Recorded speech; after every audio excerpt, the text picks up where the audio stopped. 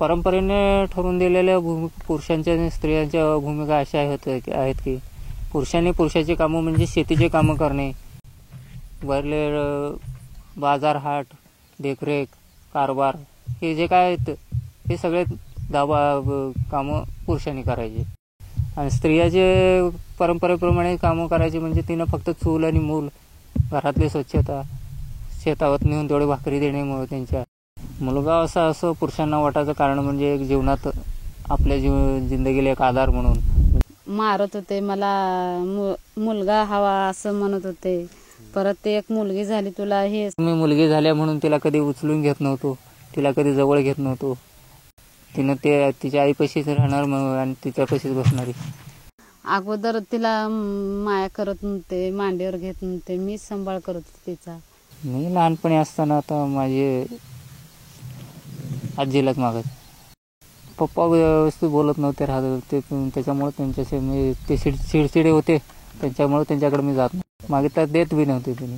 आम्हाला असं वाटतं की आता हे परंपरेने चालत आलेली भूमिका जर बघितलं तर ह्याच्यामध्ये एक जीव गुदमरला जातो.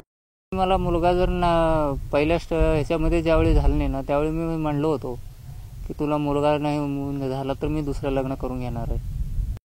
पूर्वी मुलगा पाहिजे ह्या मागणीवर महिलांना जो काय त्यांच्यावर प्रेशर किंवा त्यांच्यावर जे शारीरिक मानसिक त्रास होतो ह्या विषयावर आम्हाला काय माहिती नव्हतं अगोदर.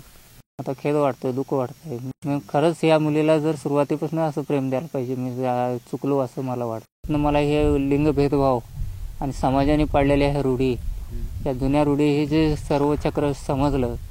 आता खूप प्रेम देतात तिला, शाळेत नेऊन सोडतात, आंघोळ घालतात तिला, सारखं तिनं आठवण पप्पाचीच करते माझ्यापेक्षा जास्त. मला मुलगा नाही असं काय दुःख वाटत नाही. मी माझ्या घरी माझ्या पत्नीला एक चांगलं वागणूक देण्याचा प्रयत्न केलो. मी पत्नीच एवढं नातं आहे असं क्षणिक सुखापुरतं झालं, पण इतर वेळेस आपण एक आहोत, मित्रत्व एकत्र आहोत असं समजतो. पत्नी म्हणजे एक आधार असतोय आणि पतीचा पण पत्नीला आधार असतो.